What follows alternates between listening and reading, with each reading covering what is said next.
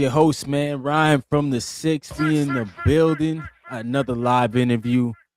Thanks to Millions for setting us up. We got my man Abbas Ali. How you doing, brother? I'm good, man. How are you? I'm great. I'm great, man. You said you just got back from the gym, man, early in the morning. Does that mean Yeah, you got something else coming for us as yeah, fight yes, I wise? do. Yes, I do. I got Nice, something in nice, June. I got two options I'm looking at in June. nice, man. So, how was the experience up in Montreal? Because I know it's a big boxing hub. How's that going for you so far? Me, I love it. It's my second home. It's my second home. I've been in and out of the city since 2019. I did most of my amateurs here, so Okay, it feels like home more than Calgary does, in terms of training, at least. In terms of training right. and boxing, for sure, yeah. Nice. So which gym do you train at out there? When I'm here, I kind of move around a lot. Mhm. Usually, like if I'm in camp, I'll be going to the Grants for sparring. But if I'm just chilling around, I like TriStar, man. TriStar, my guy, my MMA Right guys. star. I chill with my MMA guys at TriStar, 'cause that's where I started. Yeah, okay. Yeah, so I got a lot of love for the MMA guys there. Yeah, man. Yeah, let's take it back then. So you got the Iraqi roots. Are you from Iraq Yeah, yourself? yeah, Or yeah. My nice, man. family's from Iraq. I was born in Calgary, but I'm Right. Iraqi, man. I'm So Iraqi in the blood, yeah. how's that experience, being in Canada, being in combat sports, man? We don't see a lot of Iraqi guys, so you one of the few I met. No. What was that story you cut out? Oh, I said like how's your experience just in Calgary, Canada, and just enjoying, embracing the You like, culture. well, I mean, it's amazing for me because like my dad's family, my parents were both refugees, but my dad's family they're all farmers in Iraq. Okay. So when I went back there the first time, I was like, oh shit, I wouldn't be able to any of this stuff if it wasn't for Yeah. Canada.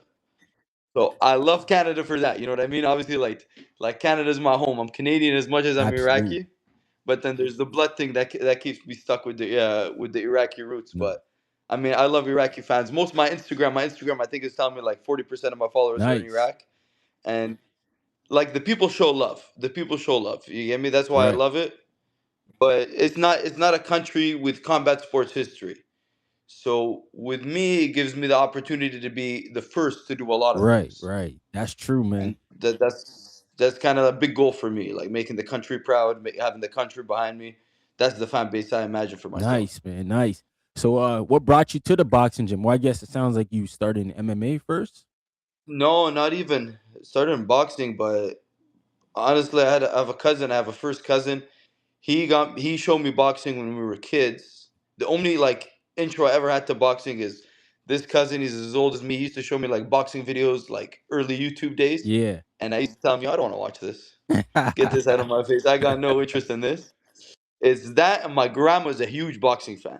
My Wow, for grandma's the real. only one in the family. Yeah, yeah. My grandma's the only one in the family who's a huge boxing fan.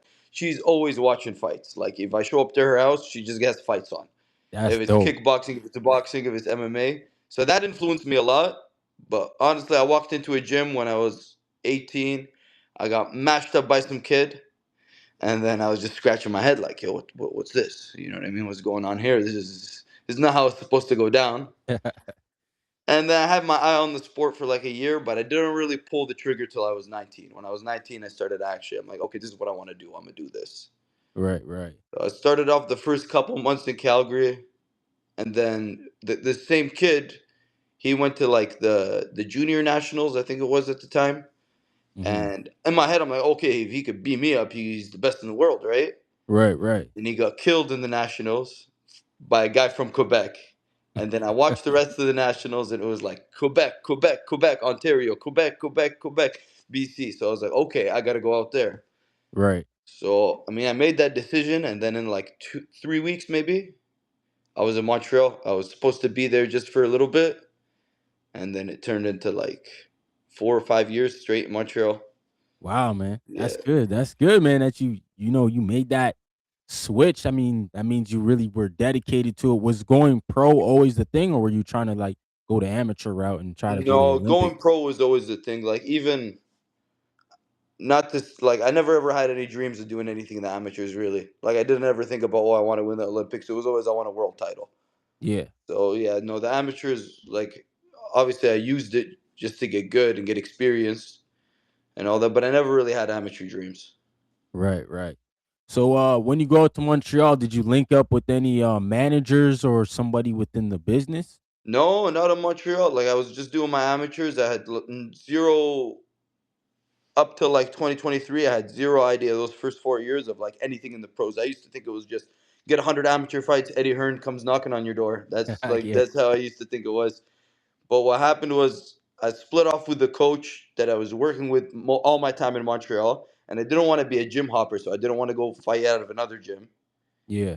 And I was like, okay, let me go England. I had a homie out in England, so I went to England for half a year. I finished my amateurs in England, Mhm. and then there I understood the pro game. And then they Okay. started to teach me about the pro game, and then the guys in England they made the path for me.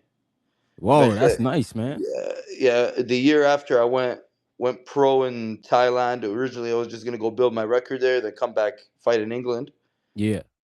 When I was in Asia, I met a lot of guys. I realized, oh, I got an Iraqi passport. That's the Asian passport. I could go Mhm. for the Asia titles. So then my entire game plan, my entire next couple of years just shifted. Now I'm just focused on the Asia titles. Yeah. No, that's good that you could do that and, they recognize that 'cause yeah, that might be a route for you, especially you said you're trying to get the Iraqi kids to start watching and everything, That's so it. Yeah. now you're gonna be out there in their face, so That's it. that's That's good, it. man. That's a good, plan there. So, when you went to England, which gym did you go to out there? Bro, I was all over the place. I was like the Northwest is like Manchester, Liverpool, and everything in between. And my homie, the coach out there, he took me to so many gyms. I can't even like. I remember I had a list of how many gyms we'd been to. It hit over the 20s, like gyms to just go Wow. spar, go train for a day, 2 days. And yeah, shout out Eddie, my guy Eddie in England. He set that all up. Like nicest guy ever, man. He's just a student of the game. He loves boxing. Yeah. And I mean, I'll say this, he won't mind me saying this. He's too lazy to like actually like fully dedicate himself to Yeah. coaching, Yeah, yeah. but he loves the game. So he just take me go spar like gyms, famous gyms that I heard of, get fucking my ass beat. Then on the car ride back, he's just laughing. He's like, "Yeah, that's sick, man." He just take me to the next gym, takes me to Wow, the next man. city. That's good though that he's, it seems like he's well connected then with the gyms and stuff like that. Yeah, yeah, yeah. That's good. England's crazy because such a big boxing Yeah. culture, and the country's so small. Yes. So you go to the next town over, that'd be like 30-minute drive. Some town I never heard of. There's like more or less just a tiny town, and they'll have a gym with a bunch of crazy pros. And I'm like, what the hell? And it changed. Like you don't need to go far to get Right, anywhere, right. right? So it's not like in North America you might go one town, there's no boxing, then you got to drive to the next town. Yeah. Okay, there's a bit of boxing. It's not really like that. There's boxing Wow. everywhere. That's their sport. Like there, if you meet a random guy who's pissed drunk on the road and he tells me, "Yeah, I had 40 amateur fights as a Yeah. kid," he's not lying. He had 40 amateur fights as a kid. Yeah, Everybody does boxing.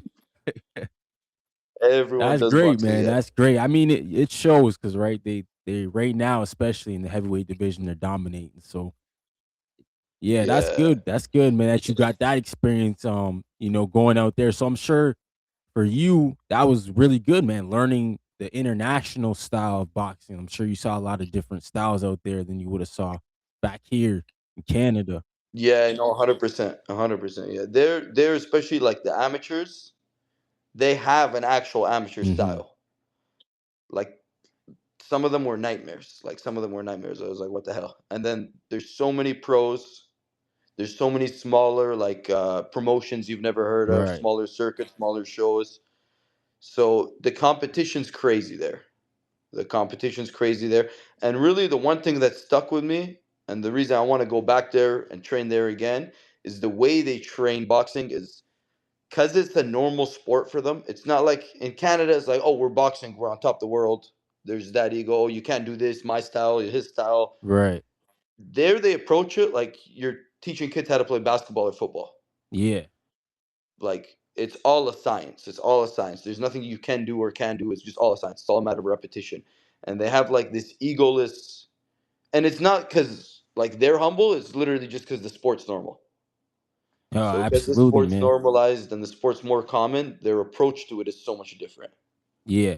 I agree, man. I see it in the way they raise their fighters, and yeah, it's definitely a lot different than us. But shout out to Grants, man. I got a personal relationship with them, like Otis Grant and Howard. My dad used to coach with Oh, Otis. sick. Yeah, yeah. Russ Amber and all them. So shout out to them. What's the environment like at the Grants gym, man? Because I know they got a lot of guys up in The there as the well. sparring's the sparring's really what I go for. Like I'd go there in camp. I was going there twice, some weeks once a week for the sparring, and like I love it there, man. There's shout out Theo. He fights April 17th. Right. Dude, that's one of my favorite sparring partners. Of always good rounds when I go spar with him. But they're just good guys, man. Like I've never been their fighter, but they always treat like if my coach isn't there with me, they'll help me in the corner. They'll help me between the rounds. Nice, nice.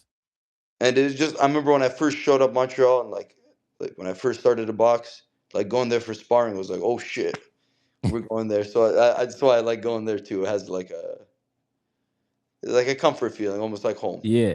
Nah, yeah, those guys are good guys, man. I'm glad he take care of you when you go over there.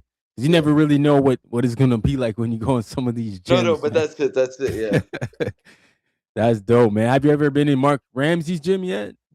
Uh, Went there once because I know one of the coaches up there, but it was just the start of my camp, so it wasn't like Mhm. it wasn't a full on training there. Yeah. Nice, nice. But I So mean, you're obviously, fighting in June. Is that gonna be here in Canada or is that gonna I be abroad again? I got two options: one in Asia and then Mhm. potentially in Canada.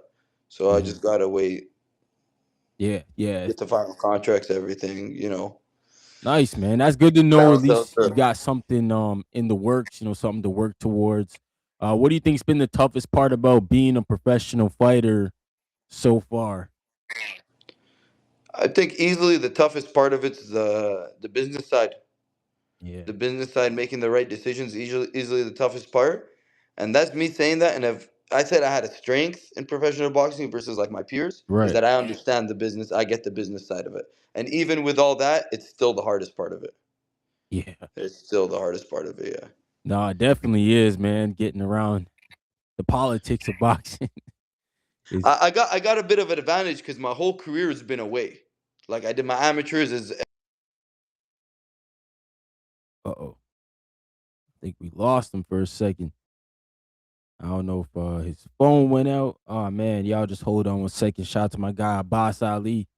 I'm gonna wait for him to rejoin.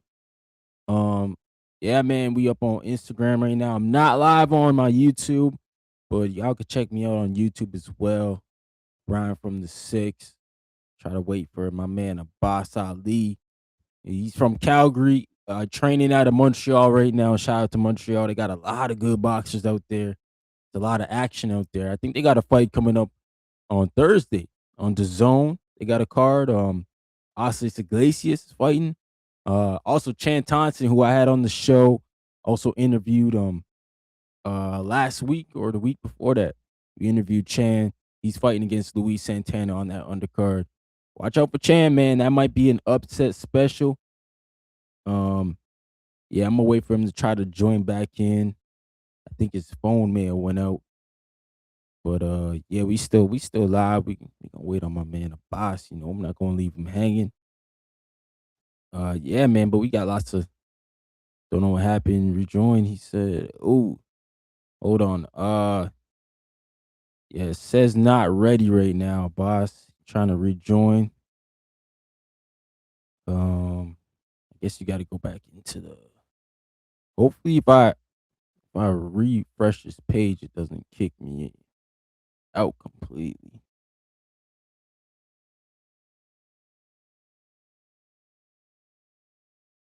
It did.